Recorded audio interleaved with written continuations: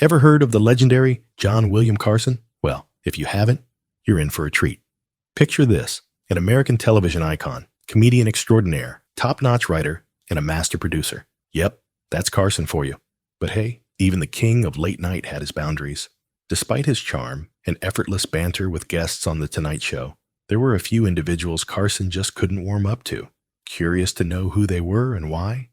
Stick around, because we're delving into the intriguing world of Carson, the iconic host of The Tonight Show, and his fascinating guest list. However, let's first uncover the story behind this. The early life of Johnny Carson. Born on October 23, 1925, in Corning, Iowa, was no ordinary kid.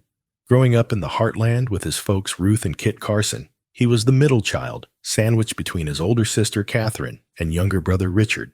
But let's skip the small-town talk and get to the good stuff.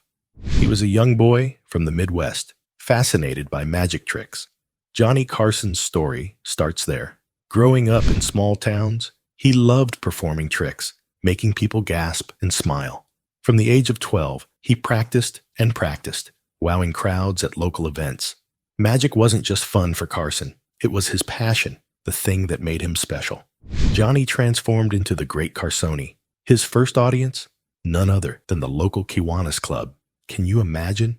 A teenage magician wowing the crowds for a whopping $3 a show. And guess what? The crowds couldn't get enough. Johnny became the talk of the town, performing at picnics, county fairs. You name it, he was there. But wait, it gets better. After high school, Johnny packed his bags and headed straight for Hollywood.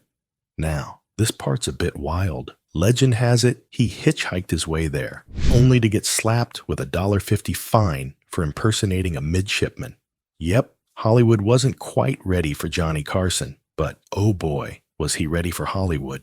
Carson's talent was put on hold when he joined the U.S. Navy during the World War II. The high point of Johnny Carson's Navy career was performing a magic trick for United States Secretary of the Navy James V. Forrestal. In a conversation with Forrestal, the secretary asked Carson if he planned to stay in the Navy after the war. In response, Carson said no and told him he wanted to be a magician. Forrestal asked him to perform, and Carson responded with a card trick. Carson made the discovery that he could entertain and amuse someone as cranky and sophisticated as Forrestal. Carson's turbulent marriages. In October 1949, Carson tied the knot with Jody Wolcott in North Platte, Nebraska. Their marriage was tumultuous, marked by infidelities from both sides, and eventually ended in divorce in 1963. Soon after, in the same year, Carson married Joanne Copeland on August 17th.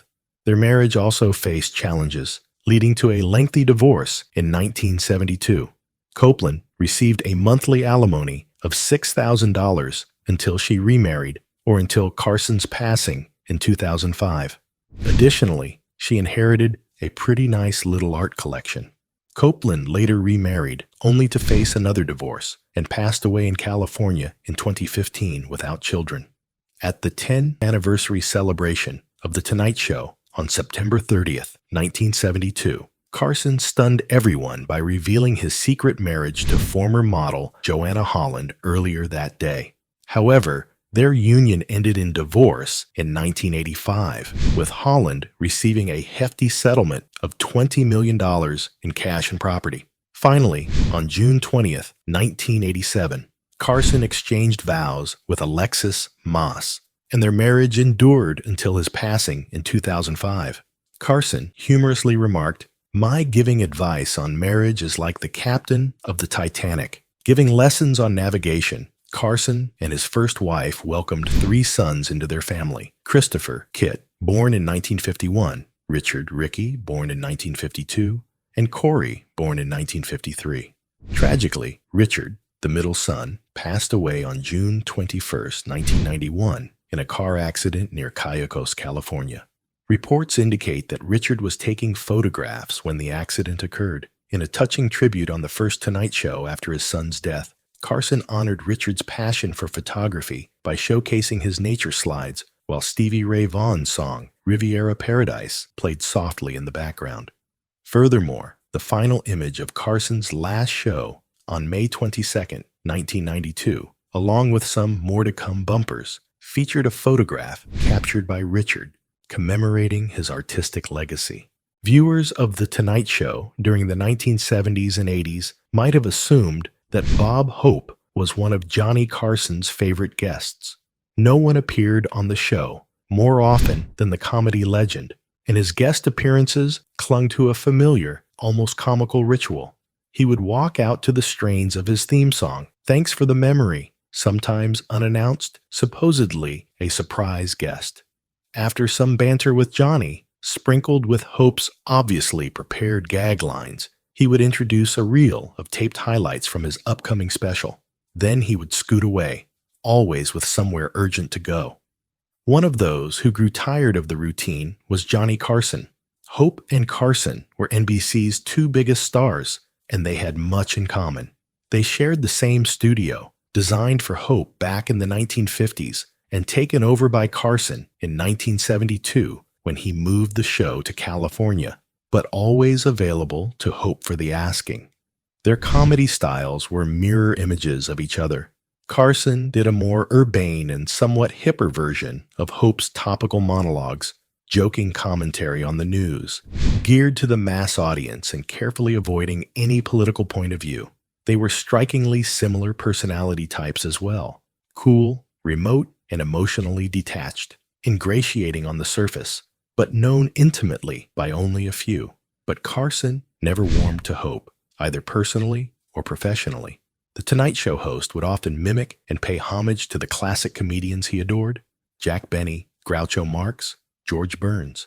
He almost never referenced Hope. Johnny admired Hope's place in show business, said Tonight Show producer Peter Lassily, but he was not a great admirer of his work. The coolness between them was in part a reflection of their rivalry. Carson was the only star at NBC who could challenge Hope for clout at the network. Yet Hope, a prime-time powerhouse for NBC since 1950, was still king, and Carson had to defer. Carson resented the way Hope could virtually book himself on The Tonight Show whenever he had something to promote, which seemed to be all the time. "We'd get a request," said Lassally, and Johnny would go, "Again?" And I'd say, "Do you want to tell him no?" And he'd say, "No, you can't turn down Bob Hope."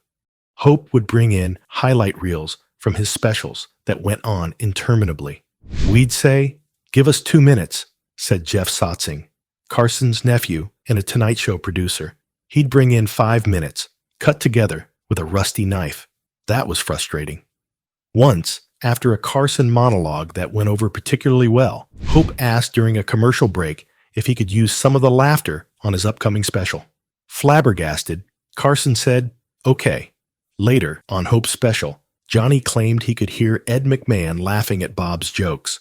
Worst of all, from Carson's point of view, Hope was not a good guest. He came armed with scripted jokes and rarely would engage in any genuine conversation. "There was nothing spontaneous about Hope," said Andrew Nichols, Carson's former co-head writer. "He was a guy who relied on his writers for every topic. Johnny was very quick on his feet, very well read. He was a guy who learned Swahili, learned Russian, learned astronomy. He appreciated people who he felt engaged with the real world. There was nothing to talk to Bob about." In the later years, as his hearing and eyesight were failing, Hope's guest appearances became even more of a trial. He often had trouble picking up Carson's questions, and Johnny had to stick precisely to the notes his staff gave him. If he asked a question out of order, Hope might answer a different question. Still, Hope kept coming on the show, his frailties on full display for the national TV audience. "If I ever end up like that, guys," Carson said to his writer, "I want you to shoot me." Carson retired in 1992, but Hope soldiered on, continuing to do specials for NBC into his 90s. Carson was one of the guests paying tribute on the 90th birthday special that NBC threw for Hope in May 1993. But Johnny agreed to do a monologue, the only one he ever did on TV after his retirement, only on the assurance that Hope would not do one as well. Despite his frustrations with Hope, Johnny didn't want the master to be embarrassed. As we wrap up, don't forget to subscribe to our channel and hit the notification bell to stay updated on all our latest content. Thanks for watching.